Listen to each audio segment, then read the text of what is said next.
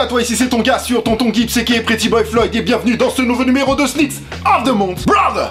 J'espère que tout est ok, la famille. Ensemble, on va voir les plus belles sorties sneakers du mois de juin sous la forme d'un top 10 comme tous les mois. C'est un classement travaillé qui n'est pas basé sur mes goûts personnels ni sur la cote, même si la cote fait partie des critères forcément évidemment. Beaucoup de critères rentrent en compte, le shape, l'histoire, le concept, la beauté, l'originalité, etc. J'essaye de faire un top 10 neutre et réaliste. La liste des paires citées dans ce top 10 est dans la description ainsi que quelques liens pour en cop quelques-unes. Oh man! Et juste après ce top 10, n'oubliez pas la catégorie Challenger car forcément il n'y a pas que 10 paires en réflexion dans un classement. Donc il y a la catégorie Challenger juste après ce top. Les 10 plus belles paires du mois de juin 2017, Sneaks of the Month, c'est parti. Numéro 10, la très jolie collaboration entre le shop The Good Will Out et Diadora, un pack nommé Rise and Fall of the Roman Empire, constitué d'une V7000, la Caligula, et d'une S8000, la Niron. Niron en italien, je précise pour éviter les remarques saoulantes. Un pack sur un thème historique,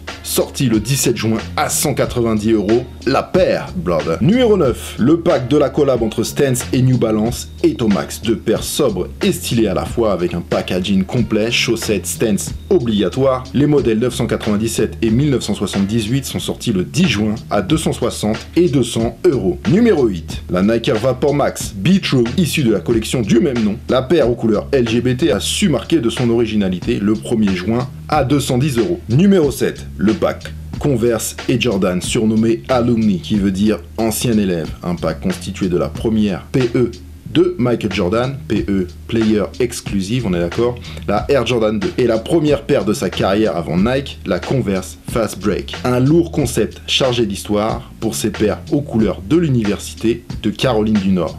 Le pack est sorti le 28 juin à 300 €, et vous savez quoi ?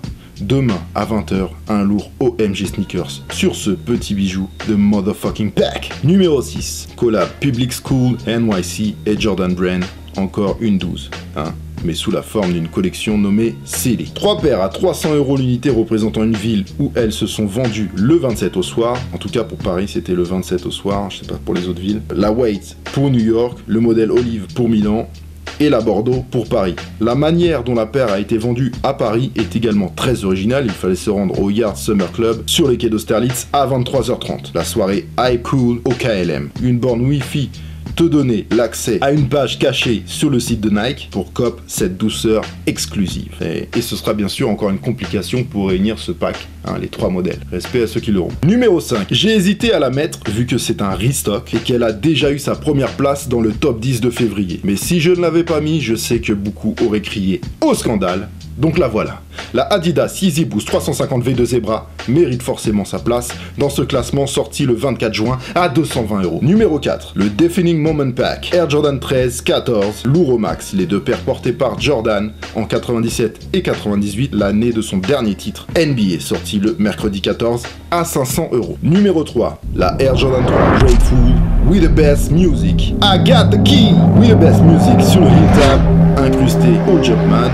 On pouvait avoir une chance de remporter la paire en précommandant l'album du même nom. C'est cool, mais je trouve que le système est un peu bancal quand même. Très peu d'infos et aucune communication derrière l'inscription. La paire reste néanmoins une chose d'exception, même si je sais qu'elle ne plaît pas à tout le monde forcément. Numéro 2. Dévoilée lors du défilé V-Lone de A$AP Barry à la Fashion Week de Paris le vendredi 23, la V-Lone et Nike Lab Air Force One High est sortie. Dans la foulée, le dimanche 25 vient un tirage au sort où il fallait s'inscrire sur le site de Nike, du très lourd. And the number one is...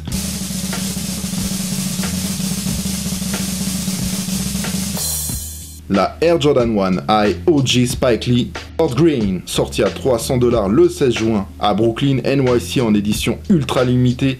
La tête du personnage de Spike Lee, a.k.a. Mars Black Moon, sur le talon et le 1 sur 3 sur la languette. It's done! Family. Tout de suite la catégorie Challenger avec des paires qui étaient aussi en réflexion pour ce classement. Alors j'aurais pu mettre la collab entre Pepsi, Francisco Lindor et New Balance 574, la Nike Special Field Air Force One Triple Ivory qui est très belle, une très belle paire pour l'été, la collab entre Supreme et Vans Slip-On nommée 666, Pink, Dolphin et Puma Suede V2, ou encore le florilège de Vapor Max avec la collection Night and Day. Il y a aussi les Triple Black qui sont très belles, qui sont sorties, ou encore les Fall 2020 2017. Alors je sais, il y a eu beaucoup de Jordan ce mois-ci dans le classement, n'en déplaise à tout le monde. Mais qu'est-ce que j'y peux, moi, si les gars ils mettent la barre très haute? J'y peux quoi, moi? J'y peux rien, les gars. C'est comme ça. Si tu as kiffé ce numéro de Sneaks Half the Month, tu es complètement libre d'écraser ce putain de thumbs up ici en bas de cette putain de vidéo. Brother! L'abonnement à la chaîne est complètement gratuit et sans aucun danger physique. Absolument aucun danger physique. Retrouvez-moi sur les réseaux sociaux, les liens sont un peu partout sur ma chaîne. Et je vous dis à demain, 20h,